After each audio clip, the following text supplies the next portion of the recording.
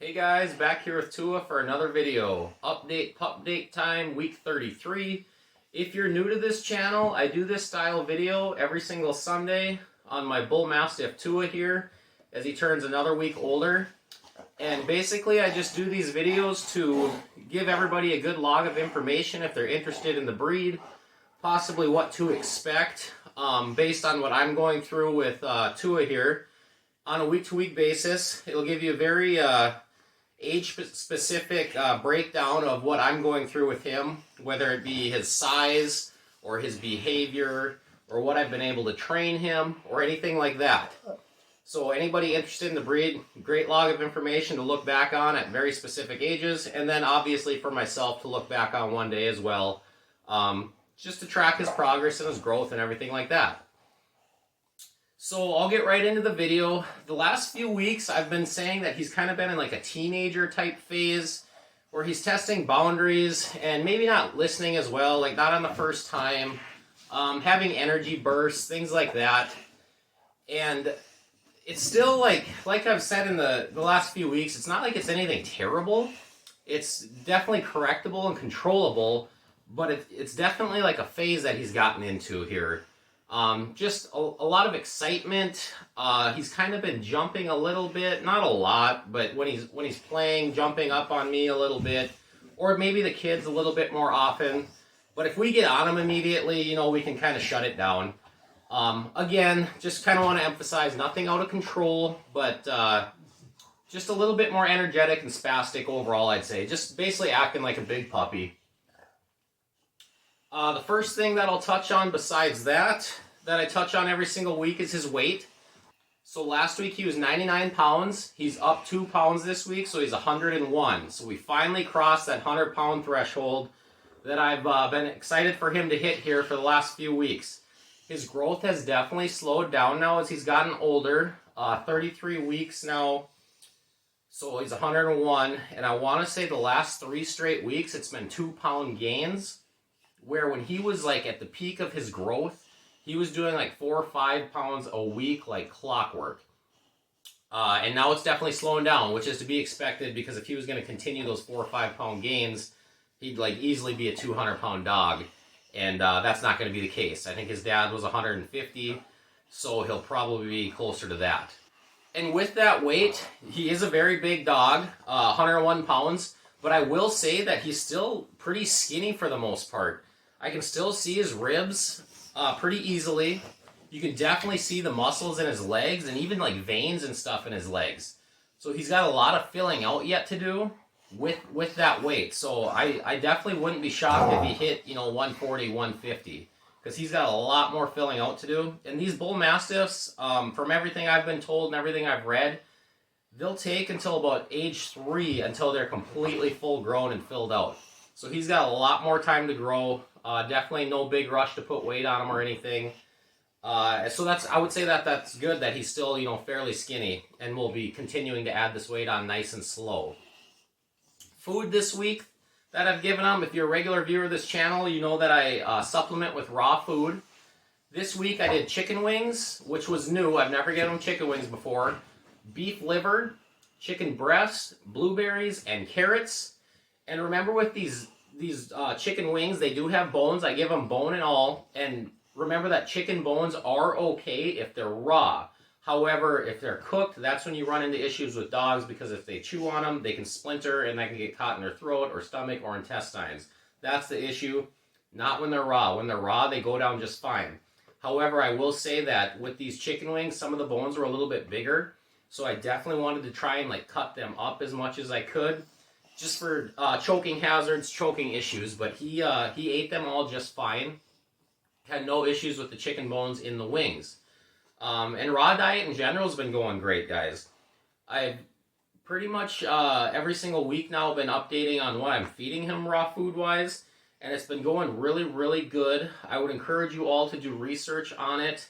And experiment yourself if you're willing and ready. I know I was very apprehensive at first, but now I'm really enjoying finding him new foods, seeing what he likes, and just continuing to learn and research on it. But it's definitely a very good way to get your dog a lot of natural nutrients and stuff like that. So go ahead, do lots of research, or ask me. Like I've said many times, I'm not an expert, but I'm gaining a lot of knowledge just doing it here, experimenting with Tua.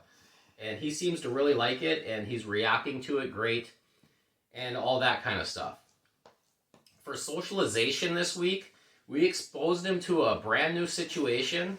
We've done a lot of socializing with him, bringing him into stores, exposing him to people and dogs and all sorts of stuff. But this week, we brought him to my daughter's soccer game, and there was a huge crowd there.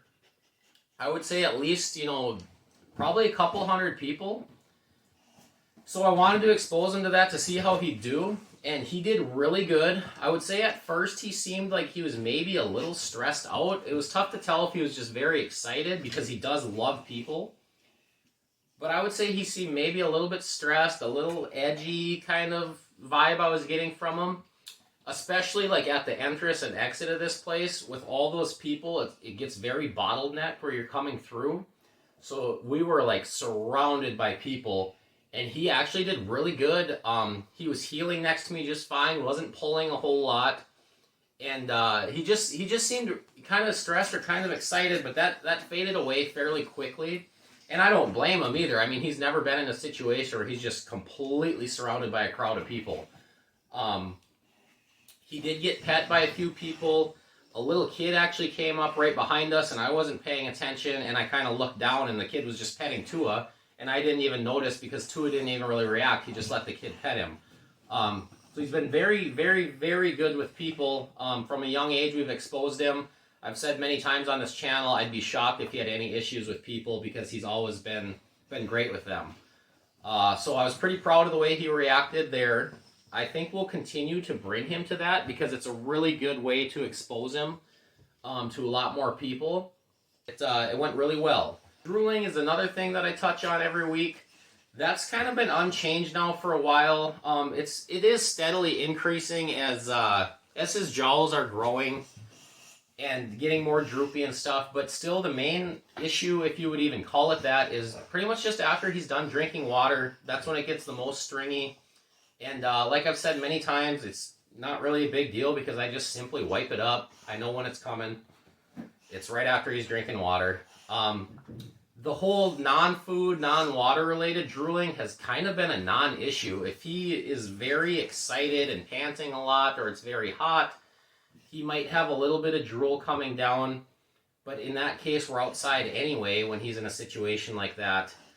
So it doesn't really matter. It's kind of just surrounded around water and food, at least in my experience so far. We'll see if that changes. Definitely could as he gets older and as these jowls get bigger. Barking is another thing I touch on every single week. That's kind of unchanged as well. If you've watched my other videos, he pretty much only barks if he's playing with another dog, or if there's some sound or something off in the distance that he's unsure of. He might kind of bark for 30 seconds to a minute or something, and then he's over it, or he's figured out what that sound is.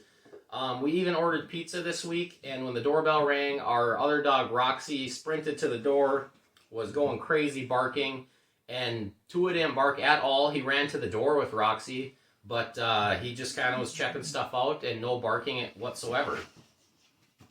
Energy is the last thing that I touch on every single week. His energy level this week, I think the last few weeks I said it was up overall. This week I would say when it is up, it's very, very, very up, if that makes sense.